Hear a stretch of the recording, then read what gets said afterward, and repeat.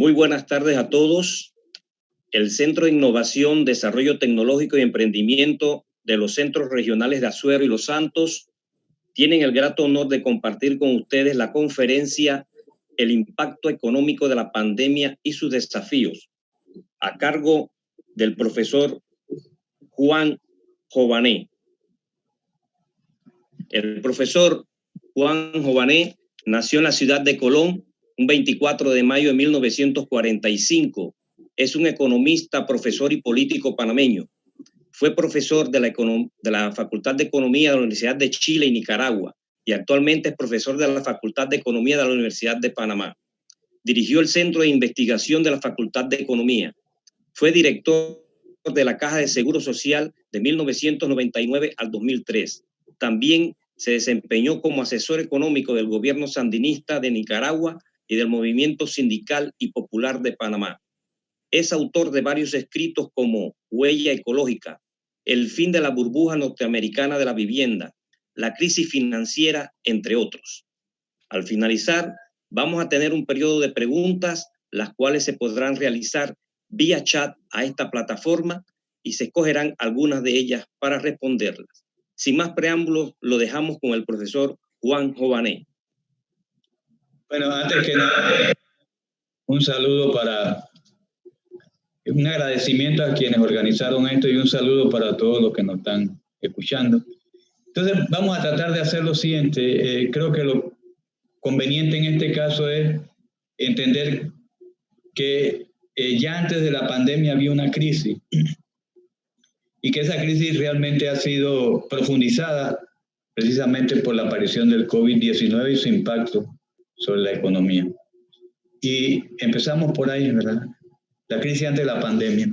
Y de hecho, lo que yo quisiera explicar es que esa crisis estaba en todos los aspectos de la vida nacional. En lo social, en lo económico, en lo ambiental y de hecho en lo institucional. Bien, empecemos por lo que es más cerca de la población, que son lo que podemos llamar la esfera de la reproducción social, lo que vive la gente, digamos, cotidianamente. Y antes de la pandemia, el 19% de la población panameña se encontraba en pobreza multidimensional. Es decir, que era pobre en varias dimensiones. Básicamente eso es lo que significa. Pero, ¿verdad?, lo más preocupante es que ya la situación de los niños era extremadamente preocupante antes que viniera, ¿verdad?, la actual crisis sanitaria. En el trabajo que se hizo para entonces ver el nivel de pobreza multidimensional de los niños, se llegó a la conclusión que el 32.8% de los niños, niñas y adolescentes de Panamá estaban en condiciones de pobreza multidimensional. O sea, casi 1 de cada 3 niños, niñas y adolescentes se encontraba en esta situación precaria y, bueno, obviamente cuando esto pasa hacia futuro, uno ve creciendo el nivel general de pobreza en el país. Ya antes de que esto ocurriera, ¿verdad?, el 10% de la población panameña, cerca de 400.000 personas, ¿verdad?, se encontraban subalimentados, ¿verdad? Además de eso, el 19% de los niños panameños mostraban rasgos de crecimiento inadecuado debido a la subnutrición y el 33.9% de los niños, digamos, mostraban signos de anemia, ¿verdad? Y eso venía como una forma de transmisión, si lo quieren llamar así, porque el 23% de las embarazadas en Panamá mostraban antes de esta crisis también signos de anemia. En relación a la educación, creo que era conveniente decir que el 25% de los jóvenes que debían de estar recibiendo educación media no lo estaban haciendo. Y evidentemente eran los niños o adolescentes de los estratos económicamente más bajos. Y lo que es todavía más difícil, ya viendo la actual situación de la fuerza de trabajo, el 46% de los jóvenes panameños no lograban completar la educación media. Entonces, realmente había hay, previo a la situación que estamos viviendo, una seria crisis institucional. El Banco Mundial hizo un índice, un indicador que se conoce como el índice de capital humano, que realmente trata de medir hasta dónde pueden avanzar los niños en un país. Un poquito antes que se iniciara esta crisis, eso se calculó para todos los países, incluyendo a Panamá, y se llegó a la conclusión que en promedio un niño panameño nacido el año pasado solo tenía la posibilidad de desarrollar el 53% de su capacidad productiva. Más allá de eso, ¿verdad? El sistema de atención de salud ya iba en camino de colapso, ¿no? Y de hecho, pues ya se había iniciado la discusión y había bastante claridad que el modelo de atención de salud en el país no estaba funcionando. Y por otra parte, digamos, ya en esa situación social se contenían rasgos de inequidad. En primer lugar, de inequidad de género y de inequidad con los jóvenes. O sea que estas cosas afectaban especialmente a las mujeres y también a los más jóvenes. Ya vamos a ver, en agosto del 2019, el promedio de desempleo era 7.1% de la población económicamente activa, pero ya se veía la diferencia, ya se nota la diferencia en ese indicador, porque cuando uno preguntaba, bueno, ¿y cuánto es el nivel de desempleo entre la población económicamente activa de hombres? Era 5.8 en agosto del año pasado, pero el de las mujeres era 8.8%. O sea, ya ahí vemos que incluso a nivel de empleo se mostraba claros signos de inequidad desde el punto de vista de género, pero también desde el punto de vista de la juventud. Es interesante, ¿verdad? La situación es siguiente. Para los jóvenes, ¿verdad? Entre 20 y 24 años, ya no es 7.5%, era 16.4% de desempleo en general para la gente más joven. Y en el caso de las mujeres de 20 a 24 años, el nivel de desempleo ya era 24.5%. Es decir, que no es equivocado señalar que ya antes de la pandemia, antes de la crisis del COVID-19, ya existía un problema de una crisis social en nuestro país. Ahora, yo creo que vale la pena ahora avanzar en lo siguiente, de relacionar ese problema que está aquí en el ámbito social con el estilo o el modelo de economía del país, que nosotros llamamos un modelo concentrante y excluyente de carácter neoliberal y transitista. Detrás de los problemas sociales está el modelo económico. Veamos cómo podemos desarrollar esa idea. Mire, el Banco Mundial hace un par de años atrás declaró a Panamá un país de alto nivel de ingreso. Y eso pareciera bueno, pero realmente eso es simplemente porque se usa el producto por persona como indicador.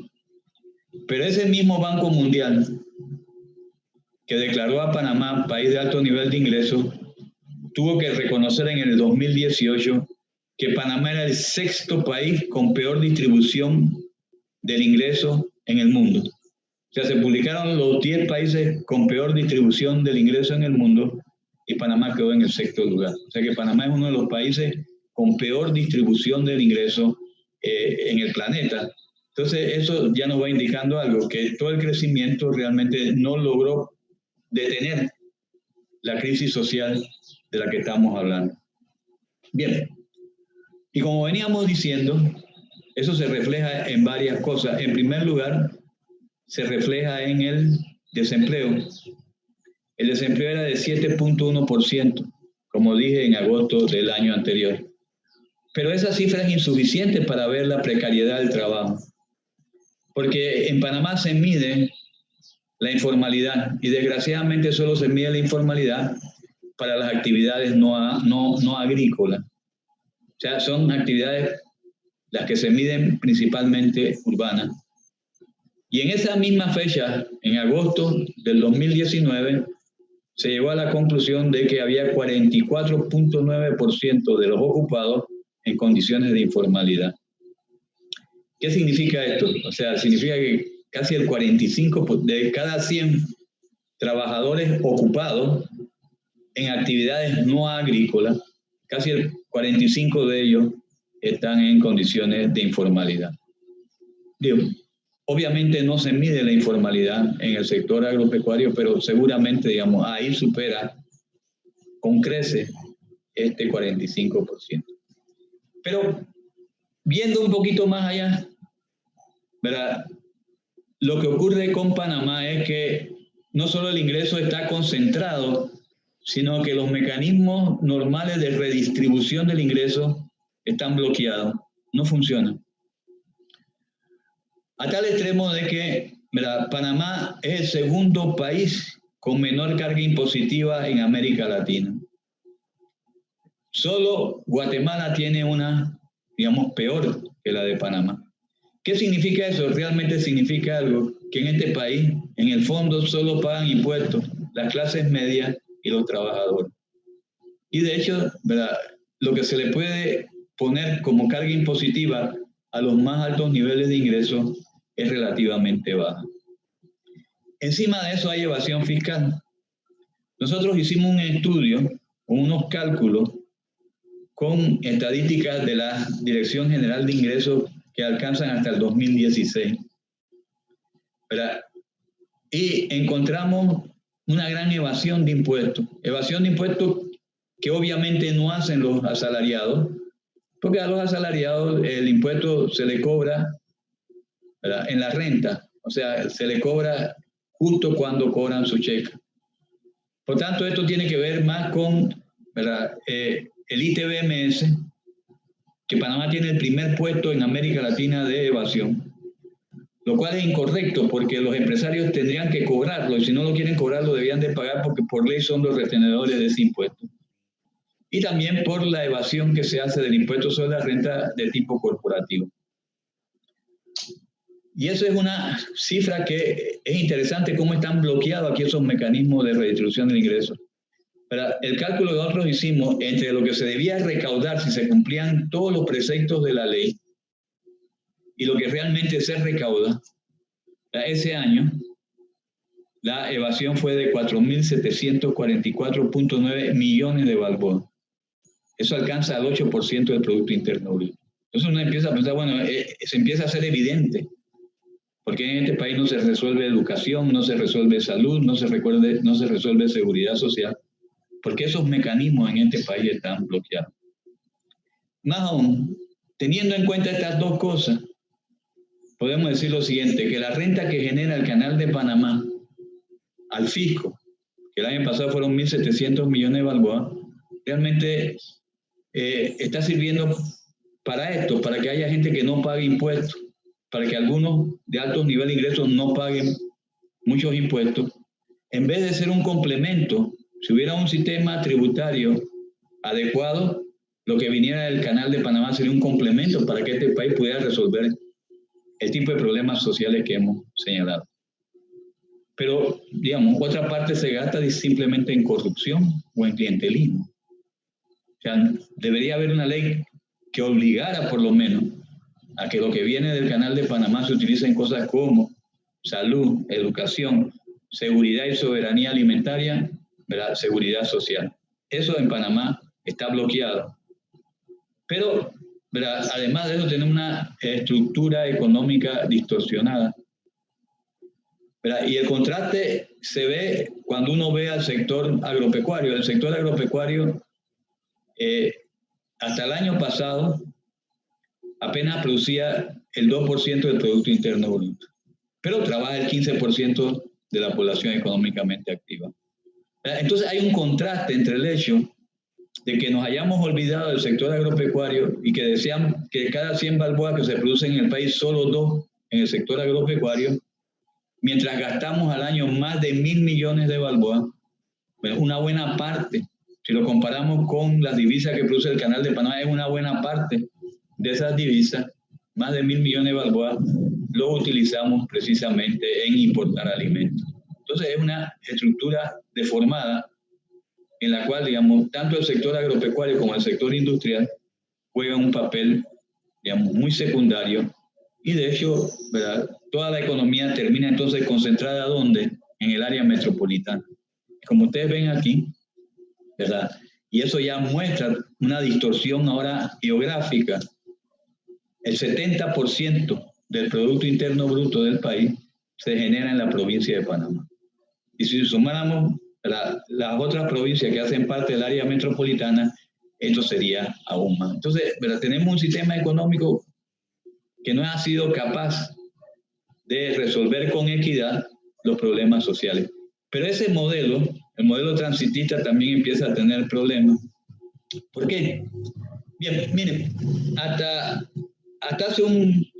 hace poco, no hace mucho, y ahí ustedes ven, entre 1997 y el 2006, ¿verdad?, lo que se llama la elasticidad ingreso del comercio exterior era relativamente alto, casi de 2. ¿Qué significaba eso? Que cuando el Producto Interno Bruto, la producción mundial crecía en 1%, el comercio internacional crecía en 2%. Entonces, digo, quizás en esa época tenía más sentido decir, yo me voy a especializar solo en cosas de exportación. Eso ya no es cierto, ¿verdad? Entre el 2011 y el 2019, ese indicador bajó por debajo de 1. Y entonces, digamos, bueno, ya no es tan fácil olvidarnos de la producción de alimentos para el sector interno, de la agroindustria, de las cadenas productivas internas. Ya eso no tiene lógica. O sea, la propia lógica del modelo ha perdido fuerza. Y eso se ve en los indicadores de crecimiento de algunos indicadores del año pasado. Miren, las toneladas largas, o sea, la física, que son las toneladas que pasaron por el Canal de Panamá, solo crecieron en 0.7%. Ahora, el Canal de Panamá recibió más dinero. ¿Por qué? Porque subimos el peaje. Entonces ya estamos en la situación como si fuéramos un negocio, que ya el negocio no crece mucho y estamos dependiendo de qué cosa. Estamos dependiendo de que podamos subir el precio del servicio. Eso ya no es tan dinámico. Bueno, el sistema portuario en el manejo de contenedores creció en 4.7%, y eso dista mucho, aunque creció, dista mucho de ser, digamos, un sector de punta. Pero otro sector que tiene que ver con esa plataforma de servicio, que es la zona libre de Colón, el año pasado, en vez de crecer, decreció en 9.2%. Y lo que se llaman gastos de los no residentes, y esto tiene mucho que ver con turismo, porque el gasto de los no residentes es lo que gastan personas que no son residentes cuando visitan este país. Con todo el hecho que el año pasado fue la JMJ y vinieron muchos jóvenes, como ustedes ven, la tasa de crecimiento también fue negativa. Para el año 2019, menos 1.5%. Bien, y la otra cosa que había estado animando la economía era la construcción. Y la construcción, digamos, ya antes del problema del COVID-19, también estaba en problemas. Y ustedes lo ven aquí en la producción de cemento. La producción de cemento premezclado cayó en 16.6% y la producción de cemento gris en 16.7%. Entonces tenemos un problema económico, en cierne, un agotamiento del modelo económico, un modelo económico que además no resuelve los problemas del sector social, que es lo que interesa, o sea, poder tener una vida digna. Pero obviamente también tenemos crisis al nivel medioambiental, que a veces nos olvidamos, esa es otra esfera con crisis. Por ejemplo, en Panamá en 1965 contábamos con 12.4 hectáreas de biocapacidad por persona. De 12.4 en el 2016 solo teníamos 2.75, se había perdido, ¿verdad?, 77.8%. Pero Panamá ha sido históricamente un país superavitario en términos de tener más hectáreas de biocapacidad que huella ecológica. Eso es cierto, ¿verdad? Pero entre esa fecha, el 61 y el 2016, se perdió el 95% de ese superávit. O sea, un superávit que era de 10.24 hectáreas de biocapacidad por persona terminó siendo uno de 0.5. O sea, estamos al borde, efectivamente, de convertirnos en un país deficitario desde el punto de vista, ¿verdad?, ambiental, usando pues este criterio de la huella ecológica. Pero no solo eso. Se sabe que entre 1940 y la actualidad el país ha perdido el 60% de su cobertura boscosa. ¿Verdad? Y en esa línea también se puede decir que entre 1969 y el 2007 en Panamá se destruyeron el 55% de los bosques de manglar. Y si vemos la contaminación de los ríos, ¿verdad?, de acuerdo a la información oficial que tenemos a mano, en el año 2015 el 60% de las cuencas hidrográficas de la vertiente del Pacífico mostraban algún nivel de contaminación. Que también tenemos entonces una crisis social, una crisis económica y también tenemos una crisis de carácter ambiental. Y obviamente cerramos esto previo a la pandemia, ¿verdad? Tenemos una profunda y muy profunda crisis institucional. En primer lugar tenemos la corrupción. El fiscal de cuentas en una presentación en televisión llegó a calcular que anualmente el país pierde entre el 3 y el 4% del Producto Interno Bruto que podrían estar disponibles para resolver problemas, se pierden gracias a la corrupción. Pero, ¿verdad?, además de eso, tenemos que sumar el 8% de evasión. La evasión es una forma de corrupción, es una forma de ir contra la ley y es una forma corrupta. Entonces ustedes ven, si sumamos 8 y 3, 11% del Producto Interno Bruto entre evasión y corrupción. Y la pregunta es cómo no podemos resolver los problemas que tenemos a nivel, digamos, de los elementos esenciales que necesita la población, como es alimentación, agua potable, ¿verdad?, salud, seguridad alimentaria, etc. Pero hay otra cosa. Miren, en Panamá hasta tuvimos que inventar una categoría extraña, ahora que se habla de seguridad social, pero no se dicen todas las causas. Hay 93.221 trabajadores asalariados que trabajan en empresas formales que no pueden gozar de la seguridad social porque no los inscriben en el seguro social. O sea, y no son pequeñas empresas marginales, son empresas formales que tienen, ¿verdad?, la característica de tecnología adecuada, contabilidad adecuada, permisos de trabajo, permisos de operación, etc. Pero, ¿verdad?, esas empresas no están cotizando a sus trabajadores en la caja de seguro social. Y habría que preguntarse incluso cuántas de ellas no retiran la cuota y después no la entregan al seguro social. Bien, eso es corrupción. Existe la impresión en el país que además la corrupción ha penetrado en los organismos de seguridad pública. Hechos como el que se dieron en La Joya no son posibles si no hay una conexión, ¿verdad?, entre esos organismos y las mafias que finalmente hicieron el desastre que hicieron en La Joya. Un sistema de justicia, hablando de problemas institucionales, un sistema de justicia que se ha hecho ineficiente, lento y selectivo. Y de hecho es parte del problema en este país. Es parte del problema del quiebre institucional. Y yo me atrevería a decir que incluso el sistema electoral, que sigue siendo un sistema clientelista, es parte de la profunda crisis institucional. En conclusión, hasta ahora, ¿verdad?, ya antes de la crisis teníamos problemas, crisis social, crisis económica, crisis, ¿verdad?, de carácter ambiental y crisis de carácter institucional. Bien, veamos ahora un poco los efectos de la pandemia. O sea, la pandemia entonces lo que va a venir es a agravar lo que ya estaba en problema. Y así lo tenemos que entender. O sea, la crisis empieza a mostrar todavía más las vulnerabilidades que teníamos en este país. Y de hecho, eso nos deberá llevar finalmente a una reflexión de cómo se debe ser el día D. ¿Qué hay que hacer entendiendo de qué significa la nueva normalidad. Pero eso, ¿verdad? Tenemos que ver ahora cómo se vino a agravar con la crisis el COVID-19, lo que ya estaba en crisis. Entonces, veamos lo siguiente. Se agrava la situación social, ¿verdad? Como ustedes quizás vieron en publicaciones recientes, según el Ministerio de Trabajo y Desarrollo Laboral, la desocupación a finales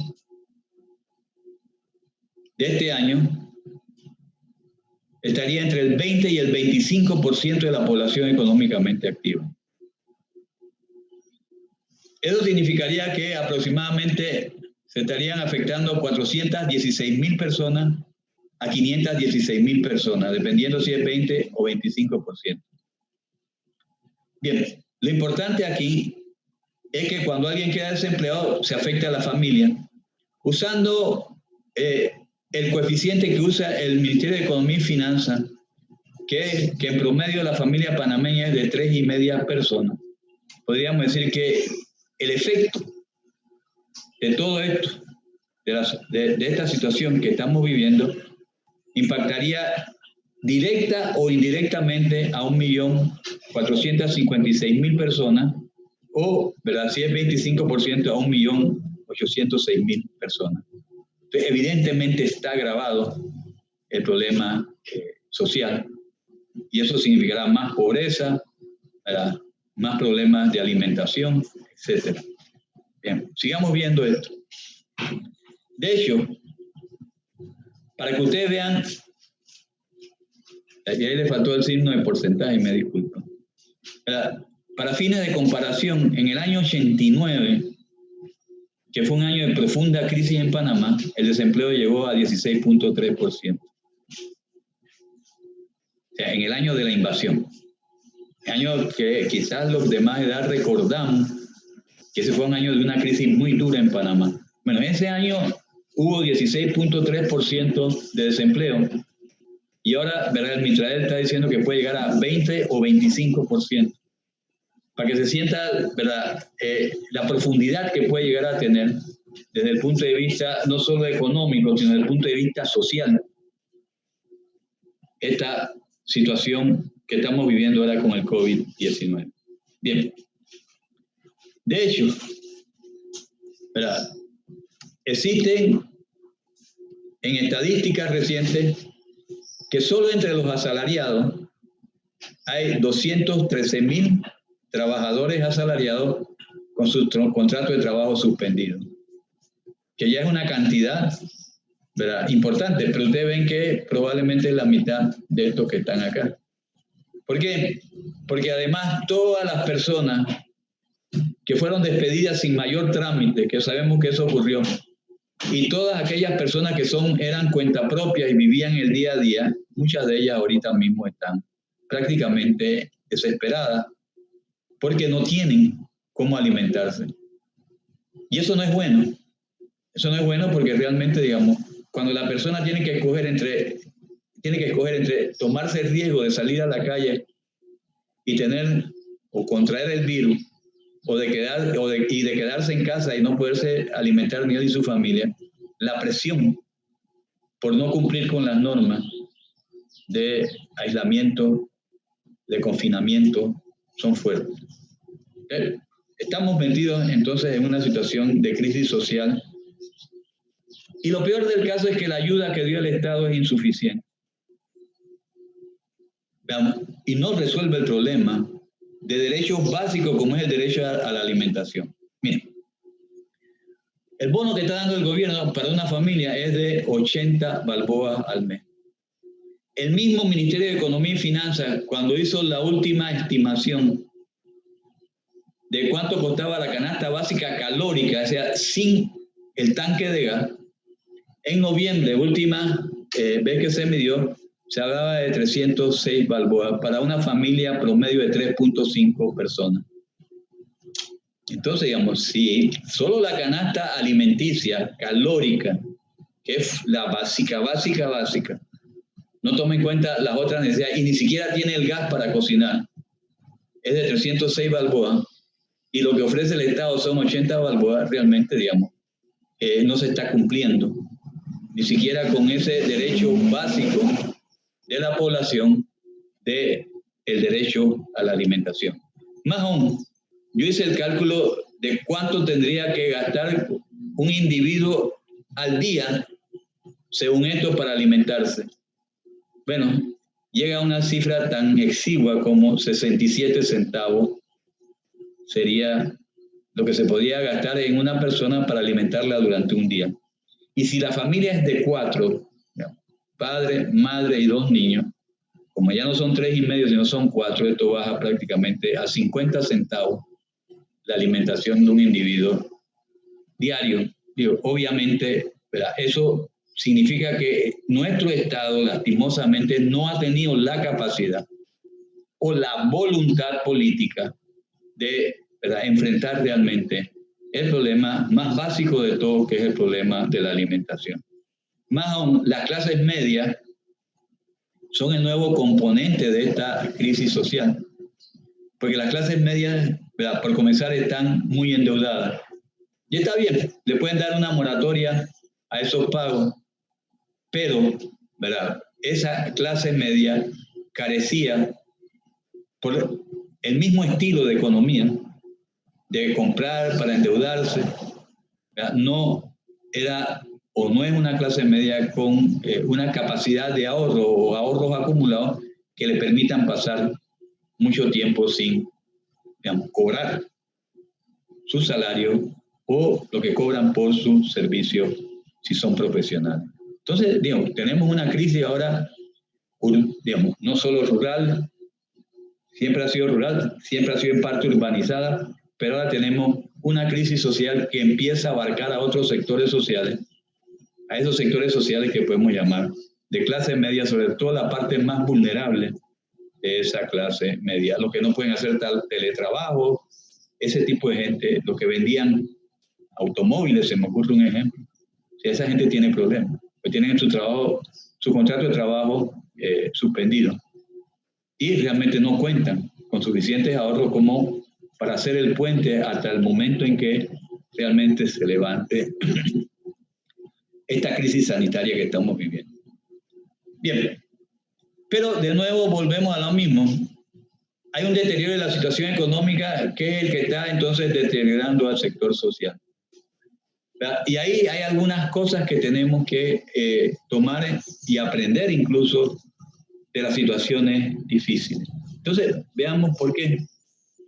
Bien, por comenzar, porque Panamá tiene una vulnerabilidad externa, o su economía tiene una vulnerabilidad externa muy fuerte. En el año 2018, para el cual existen estadísticas, el último, ¿verdad?, las exportaciones representaban el 56.7% del Producto Interno Bruto. O sea que lo que exportamos equivale al 56.7% de lo que producimos. Esa es una cifra muy alta. Entonces era evidente que en cuanto se trabara la economía mundial por la pandemia, aquí lo íbamos a sufrir. Y de hecho eso es lo que está ocurriendo. Estas son cifras del Fondo Monetario Internacional. Y yo usé cifras del Fondo Monetario Internacional porque, digamos, no son generalmente las más dramáticas. El Fondo Monetario Internacional tiene la tendencia a poner la cifra, digamos, más crecimiento del que debe haber, etc. Entonces, usé las más conservadoras, si se quiere llamar de esa manera. Pero, ¿verdad?, lo importante es ver, sobre todo, qué pasa con áreas geográficas que no pueden, ¿verdad?, que pueden ser o transmitir la caída de su producción, la caída de su economía, traducirse en, ¿verdad?, una menor demanda por nuestros servicios o por nuestros bienes. Bien, a nivel global, el Fondo Monetario Internacional piensa de que la economía este año va a caer en 3%. Pero, ¿verdad?, el socio comercial más grande de Panamá es Estados Unidos. Y ahí la economía se prevé que va a caer en 5.9%, o sea, casi 6%. Y por otra parte, ¿verdad? China, como ustedes ven, a China le mantienen un crecimiento positivo, pero no es el crecimiento rápido de China. En el 2008, cuando se dio la crisis del 2008, China creció mucho y empujó el resto de la economía mundial hacia arriba. Eso no va a ocurrir. Y entonces nosotros tenemos que primero se trabó uno de los grandes usuarios del canal de Panamá, que era el que producía, y ahora se trabó, y quién sabe hasta cuándo, el mayor usuario del canal de Panamá, que es el que le compraba a China. Pero si pensamos, por ejemplo, en cosas como la zona libre, la crisis que se va a dar en el caso de América Latina y el Caribe es de menos 5.2% de crecimiento en el Producto Interno Bruto. O sea, zona libre no tiene ni por asomo cómo funcionar. Además de eso, ¿verdad?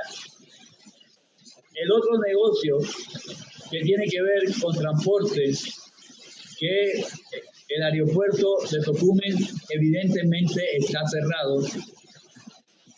Y obviamente también la vuelta a usar aviones va a ser lenta, así lo reconocen las mismas empresas aéreas. Pero, por ejemplo, para dar otro ejemplo de los problemas que tenemos, es el turismo. Yo leí esta mañana con cierto asombro una glosa que decía que iban a venir de vuelta muchos cruceros para Panamá. Mire, con lo que pasó en los cruceros, pueden pasar 1 o 2 años hasta que la pandemia pase, para que la gente se atreva de nuevo a hacer una travesía en esos barcos que a final de cuentas varios de ellos quedaron infectados. Las personas que estaban ahí quedaron en alta mar o en cuarentena.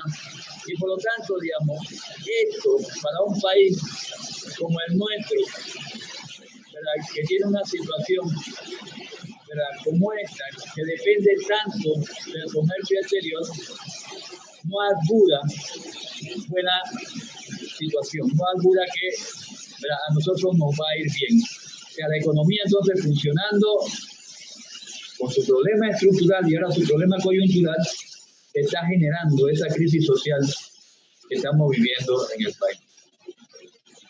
Y estas son, esta es la Comisión de Naciones Unidas para el Comercio y el Desarrollo. Esto es lo que ellos están viendo, mes con mes, cómo va cayendo el volumen de comercio de mercancías. Y ellos lo que piensan es que el primer trimestre, donde todavía no se había desatado del todo el COVID, digamos, ya el comercio exterior había caído en 3%. Pero el segundo trimestre, el que estamos viviendo, ¿verdad?, que terminaría el otro mes, ¿verdad?, este organismo está planteando que el comercio mundial va a caer con respecto al año anterior en 27%.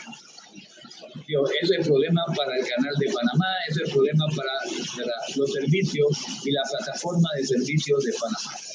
Bien. Pero hay que tomar en cuenta otras cosas que yo creo que llaman la atención, de que no podemos poner todo el esfuerzo solo en las actividades de esa plataforma de servicios, ni en la pura minería a cielo abierto, que a final de cuentas lo que deja es contaminación. Bien, ¿por qué decimos eso? Bien, por lo siguiente, porque el sistema financiero entró al periodo del COVID-19 con fragilidad. ¿Qué va a pasar cuando salga? Incluso se preveía una crisis financiera antes, o muchos economistas preveían una crisis financiera ya antes del episodio del COVID-19. probablemente cuando se salga de la pandemia, los países desarrollados van a volver a sus criterios de austeridad y eso va a significar que la expansión o la reexpansión de la economía mundial no necesariamente va a ser tan elevada como algunos piensan. Las cadenas productivas pueden volver a no ser lo mismo que eran antes, porque muchas empresas que trabajan en los países más desarrollados entendieron algo, entendieron que era un poco peligroso depender en esa cadena productiva de un solo eje, que era China. Y entonces están pensando en qué cosa, en relocalizar esas cadenas productivas o cadenas de valor, como también se le llama. Entonces, eso nos puede afectar. Supóngase que parte de lo que se producía en China se relocalice en otro país que pueda tener, ¿verdad?, un nivel de salarios bajos. Y para poner un ejemplo, se va a las maquiladoras del norte de México. Bueno, entonces ya no va a pasar por el canal de Panamá, ¿verdad? Entonces, estas son cosas que tenemos que ir viendo. Más aún, hay toda una tendencia que la CEPAL la está estudiando, la Comisión Económica para América Latina, de que muchas empresas van a intentar devolver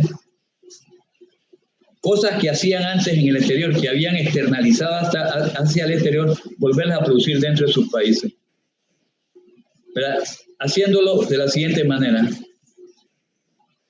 En vez de offshore, se llama reshore, o sea, volver adentro de la costa. Y la idea es lo siguiente, la idea es hacerlo con tecnología. Con esta tecnología que es muy eficiente y entonces, digamos, con tecnología pueden bajar mucho los costos de mano de obra y volver a traer eso hacia los países del centro. ¿Qué va a pasar con las cadenas de valor? Bueno, yo creo que Panamá tendría que poner una visión en eso. Y preocupa, ¿verdad?, lo que aparece ahí como el punto C. Porque en este momento hay un creciente conflicto de nuevo entre China y Estados Unidos. Y Estados Unidos ha acusado a China de ser quien produjo el COVID y casi que lo dice que lo produjo intencionalmente. Y eso ha traído, ¿verdad? Estados Unidos entonces está pensando en ponerle más aranceles de nuevo a los productos chinos. Y más allá de eso, ¿verdad?, por ejemplo, ya hay información que le han cerrado más la válvula a Huawei, por ejemplo. O sea, ¿y por qué a nosotros nos interesa esa situación? Bien, porque si usted se pregunta quiénes son los dos grandes usuarios del Canal de Panamá que negocian a través del Canal de Panamá, son Estados Unidos y China. Y tenemos que estar poniendo nuestra visión en eso. Vea, finalmente, en este aspecto, yo quisiera decir lo siguiente. Una buena parte de los servicios que ofrece la plataforma local pueden llegar a tardar mucho en recuperarse. Por ejemplo, lo dije antes, viajes internacionales y turismo.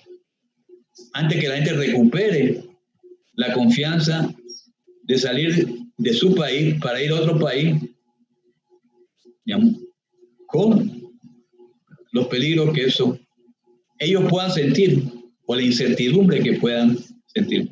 Yo hablé aquí con una persona que conoce mucho el turismo y le pregunté y dice, bueno, es que el turismo por lo menos puede durar 2 años antes que empiece a repuntar de verdad en Panamá. Bueno, esa es la situación. Veamos ahora también lo siguiente, eso fue el sector externo y esto no hay que explicarlo mucho. Por razones obvias hubo que introducir cuarentena y distanciamiento local, distanciamiento social localmente. Eso afecta también la economía. Hubo que parar la construcción, hubo que parar una buena parte del comercio. O sea, y eso, ¿verdad?, junto a lo que pasó a nivel internacional, explica la situación difícil que hay en Panamá. Bien, la perspectiva para Panamá, y yo tengo cierta duda de eso, y les explico por qué, que sea tan así, es que según el Fondo Monetario Internacional y la CEPAL, ambos coinciden en que Panamá va a tener una recesión este año. O sea, el Producto Interno Bruto de Panamá va a caer en 2%. Pero le quiero decir qué es lo que a mí me extraña. Aquí yo tengo 1988, o sea, la crisis de finales de esa década. En ese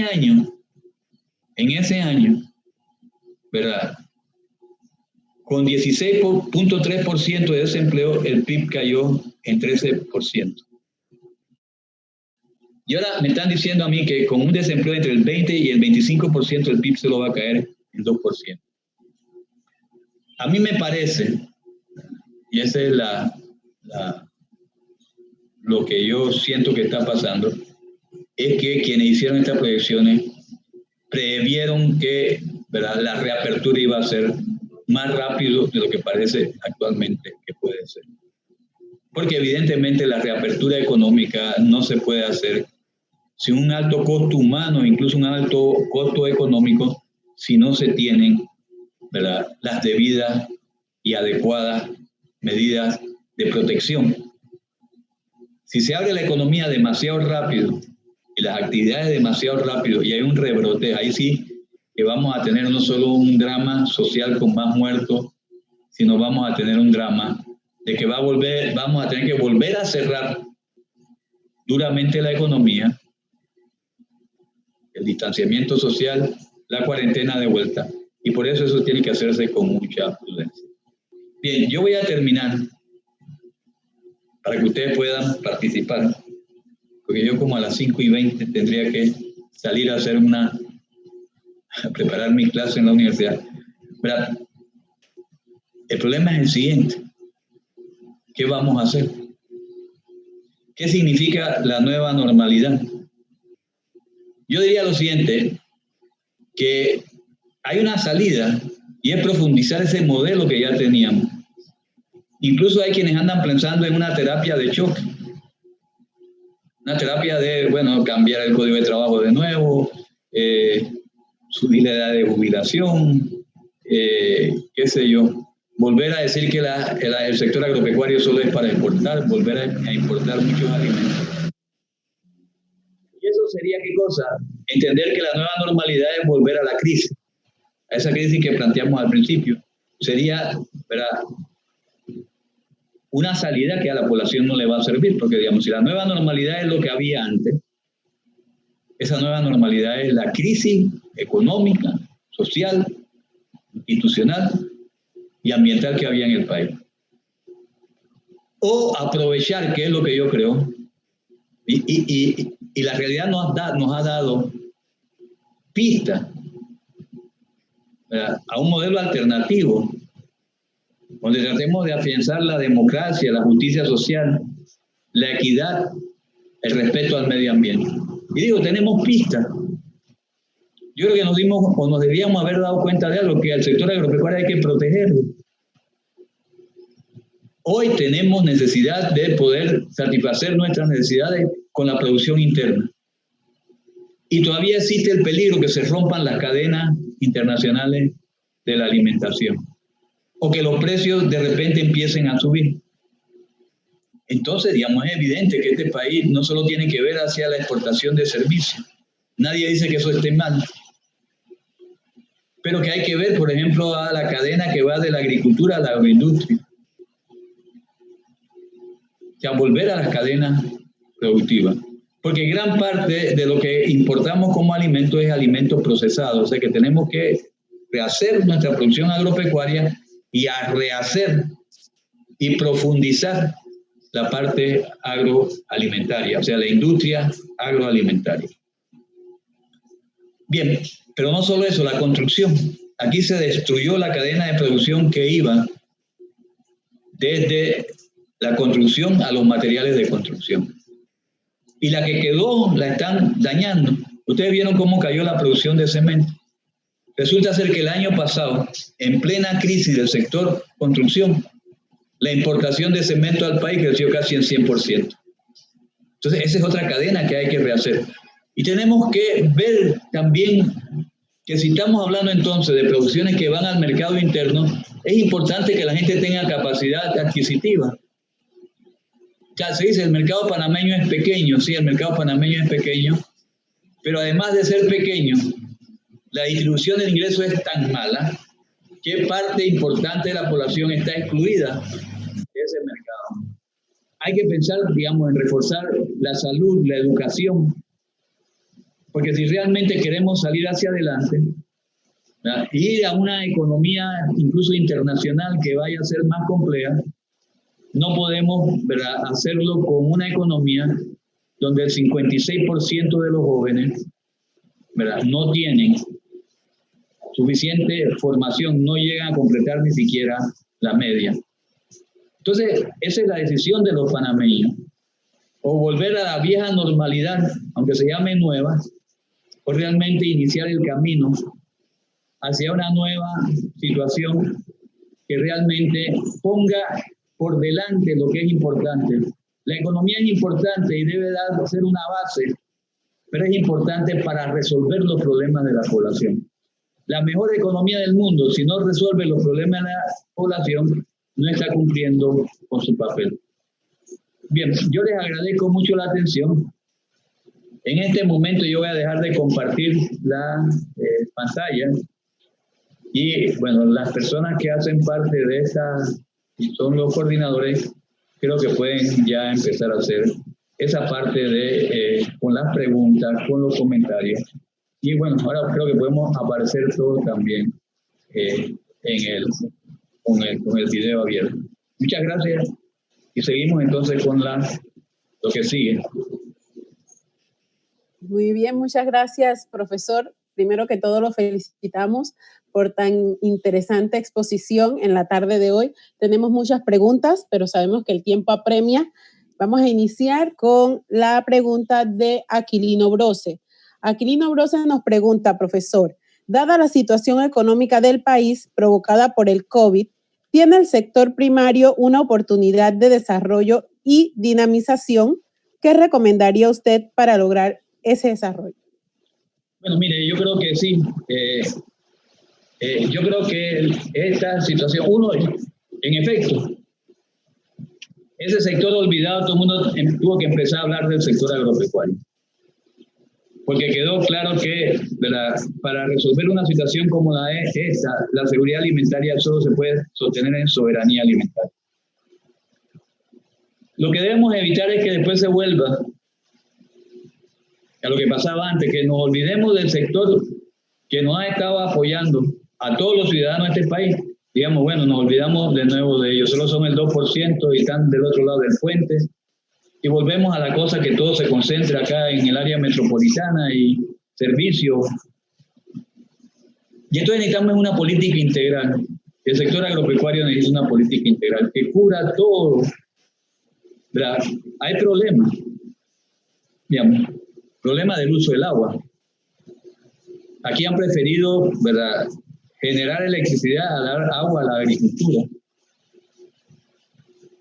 ¿Verdad? En segundo lugar, ¿verdad?, el problema del abastecimiento de los insumos. ¿Verdad? La seguridad de los créditos. O sea, aquí ha sido muy difícil para los productores conseguir crédito, después que le paguen a tiempo.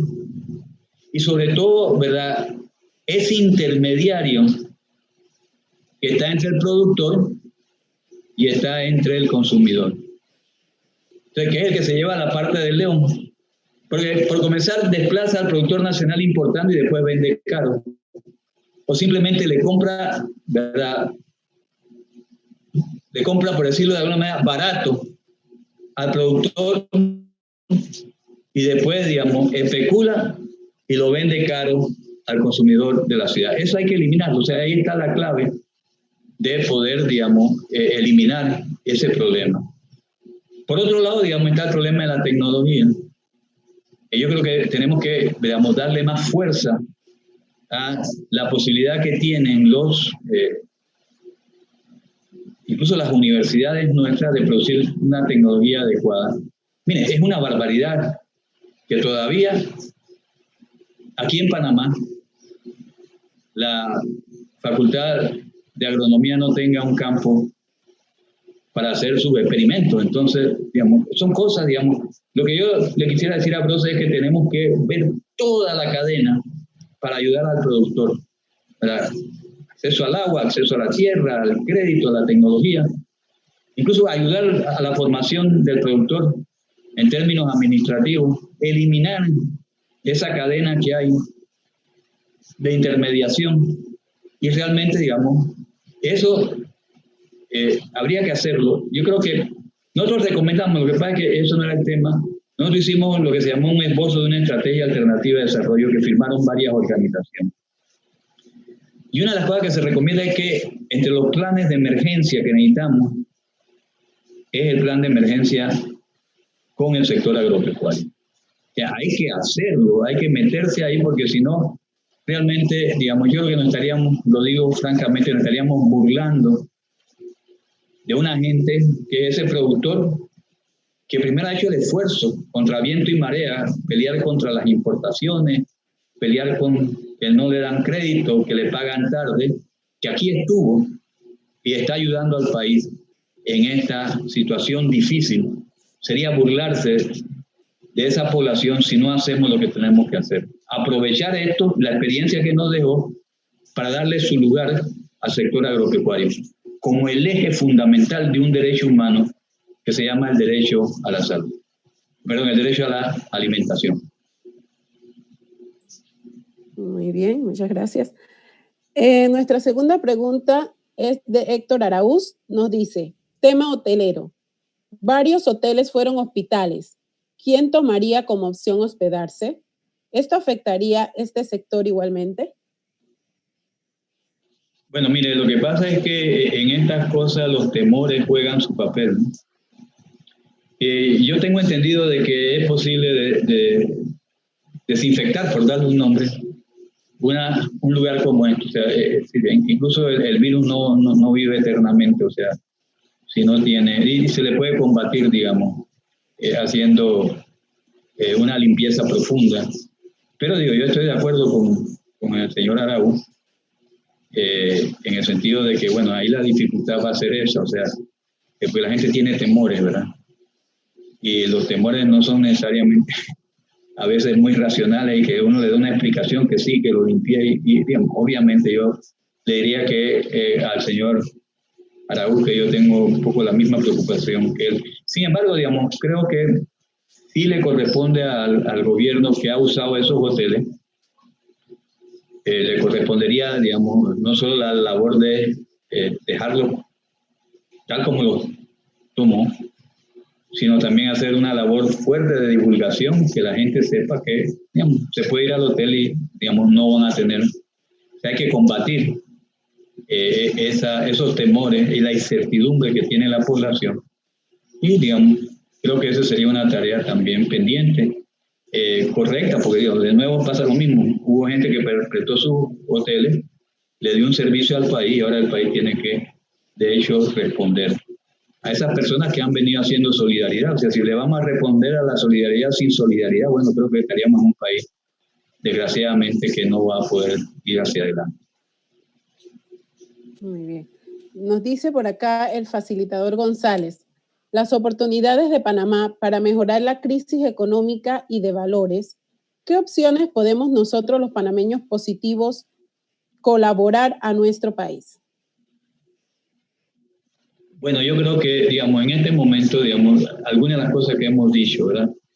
Yo creo que, bueno, el Estado debe crear las condiciones, pero yo pienso que, digamos, debemos crear la oportunidad para que la gente que quiera ser creativa, por ejemplo, nos ayude o ayude al país en recrear la cadena agroalimentaria. Eso es importante. Eso es importante, digamos, y de hecho es el momento de hacerlo, pues el día que se pierda la experiencia, volverla a tener va a ser difícil. Entonces yo creo que, por ejemplo, ese es un campo donde, ¿verdad?, uno puede ser innovador. O sea, porque mire, lo que pasa es que el problema aquí es cómo darle valor agregado a lo que sale del campo. Por ejemplo, aquí el banano de rechazo se manda a otro país. Ese banano de rechazo que se manda a otro país se convierte en alimento, en compotas para niños y vuelve a Panamá, ¿verdad?, con un valor distinto que se pudo haber agregado en nuestro país. Incluso los platanitos esos benditos, prácticamente todo lo que estamos consumiendo lo estamos importando, ¿verdad? Ya sea de Costa Rica,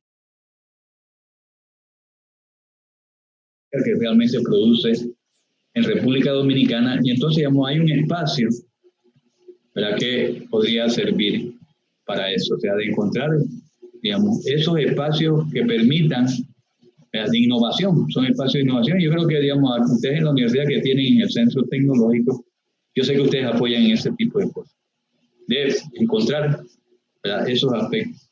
Acá, bueno, en la ciudad habrá que ver también, miren, hay gente que ya ahorita está innovando, o sea, hay gente que reabrió la tienda ahora por internet, pues, y han encontrado la forma de hacer las entregas. Eso es positivo, efectivamente es positivo. Y creo que el panameño tiene esa capacidad creativa y puede ayudar en estas cosas. Muy bien. Nos dice Ivette NG de Jaén, si el canal de Panamá no alcanza sus metas de ingresos, ¿de dónde provendrán los dineros para los subsidios? Bueno, mire, es que ese es el problema. Yo creo que es fácil entender lo siguiente. Es fácil entender que el canal de Panamá, por lo menos en este momento, está sufriendo de una baja de tránsito. Porque mire, primero fue China, se rompió el que abastecía, no podía abastecer. Y ahora, digamos, los que compraban esa producción están en crisis. En medio estamos nosotros. Y efectivamente, digamos, yo creo que en este país, ¿verdad?, vamos a tener que hacer realmente todo un ejercicio. Yo creo que, y en eso, ¿verdad?, diría lo siguiente. Yo he escrito algunas veces sobre el tema porque yo creo que lo que necesita en este momento el país es un plan de emergencia. Que el Estado diga, estos son los recursos que yo tengo y vamos a usarlo de esta manera. Y ahí entonces, ¿verdad?, podemos empezar a entender cuáles son las prioridades, pero eso no lo han hecho. Y uno siente, por ejemplo, que la alimentación de la población, pese a todo, no ha sido la prioridad. Ha habido otras prioridades. Yo sé que vamos a arreglar a los bancos, yo no me opongo a que los bancos eviten una crisis, pero yo quisiera ver un programa, ¿verdad?, bueno, además, ¿y cómo el Estado va a hacer ahorro? O sea, el Estado tiene que estar haciendo ahorro, está gastando menos electricidad, imagino que está gastando menos agua, imagino que está gastando menos combustible, pero eso necesita, digamos, si el ministro dijo voy a rehacer el presupuesto y él tenía que rehacerlo, lo que necesitamos es que nos presenten un plan. ¿Cuál es el plan panameño para esta época? Porque de hecho, digamos, tendríamos que ver, eso es lo que es la economía, es como asignar los recursos de escasos a fines alternos. O sea, por lo menos, y mostrar cierto elemento de prudencia en el Estado. Por ejemplo, hablar en el Estado en este momento de gasto de representación es realmente extraño, pues uno no puede representar porque está confinado. Y mostrar esa voluntad por parte del Estado. Además, afortunadamente están gastando, ya no pueden gastar tanto en viajes, etc. Pero sí, me parece a mí que la pregunta es buena, pues la pregunta lleva a eso, hacer un balance de cuántos recursos tenemos y cómo los vamos a utilizar. Esa es la base de la planificación. Ya la podemos sofisticar con elementos matemáticos, lo que queramos, pero es una línea en una hoja que dice, son mis fuentes y estos son mis usos. El país necesita eso y creo que sería importante, todavía está a tiempo el Estado, el gobierno, el Ministerio de Economía y Finanzas de mostrarnos a los panameños cómo es ese programa de emergencia. Y obviamente evitar la corrupción. Aquí los casos que se han dicho donde puede haber corrupción, eso tiene que quedar absolutamente aclarado. Porque si ha habido, y digo, todo el mundo tiene la impresión de que ha habido corrupción en medio de una crisis sanitaria, bien, es un acto criminal y no puede tener otro nombre. Eso son las cosas que necesitamos saber los panameños. Todos podemos y debemos poner algo de sacrificio, pero necesitamos saber, incluso si vamos a hacer sacrificio, para qué va a usar o cómo se va a usar ese sacrificio. Son muchas las preguntas, profesor, pero ya vamos a ir cerrando con esta. Nuestra última pregunta es de Yanina del C. Rodríguez y dice: mucho se ha dicho sobre la reposición de la economía a nivel mundial. De acuerdo a sus conocimientos y experiencia a nivel personal, ¿cuándo cree usted que se reponga la nuestra? Bueno, mire, yo creo que hay dos factores. Hay que ver cómo le va a ir a los otros países. Hay un factor de incertidumbre. ¿Cuándo va a estar la vacuna? Ya se sabe que no va a ser sino el otro año. Y entonces esto nos pasa a si es posible y hasta dónde es posible convivir con el virus. Y entonces, digamos, eso nos va a decir cuándo se va a empezar a ir reponiendo esa parte externa que juega un papel tan importante en nuestra economía. Y yo no veo que eso vaya a ser antes de que finalice este año. Con suerte, el próximo año, digamos, por lo menos las proyecciones para el próximo año, por ejemplo, es que la economía va a crecer a nivel global por lo menos en 4%. O sea, eso va a empezar a reponer lo que pasó, si eso se llega a dar. Y por otro lado, digamos, con qué prudencia siento yo, porque aquí, mire, y eso es correcto, el mando ahora no está en los economistas, el mando está en la gente que sabe de salud. ¿Por qué? Porque ahora empezamos a abrir nuestra economía a la reapertura. Pero ahí el problema es el siguiente, o sea, que eso se tiene que hacer bien. Porque si lo hacemos mal, nos vamos a atrasar más. O sea, aquí vale aquello de que el apuro trae cansancio. Porque si tenemos que aguantar un poquito para asegurarnos que esa reapertura no vaya a implicar un rebrote que nos devuelva de nuevo y con más fuerza lo que tenemos, de hecho, ¿verdad?, no nos va a servir. Y esto, ¿verdad?, por lo menos yo creo que este año, yo creo que todo el mundo coincide en eso, este año terminará siendo un año duro, con la esperanza de que el próximo año, ¿verdad?, la CEPAL, que dice que este año va a caer en 2%, prevé que el próximo año el crecimiento en Panamá puede llegar a 4.1%. No es un crecimiento espectacular, pero si se da eso, por lo menos estamos en una ruta de recuperarnos y de ir, digamos, a una normalidad que debía ser realmente un nuevo modelo de funcionamiento, donde respetemos los derechos humanos, los derechos que tienen las personas a un trabajo digno, y realmente no volvamos a esa realidad que ya estaba en crisis antes de comenzar todo este problema que hemos estado conversando este día. Profesor Jované, a nombre del CIDETE de Azuero y de Los Santos, le damos muchas gracias por esta magnífica conferencia y muchas gracias a todos los participantes, y de antemano le decimos que vamos a tener otras conferencias, las cuales las estaremos promocionando en las redes sociales. Muy buenas tardes para todos. Bueno, muchas gracias por la atención.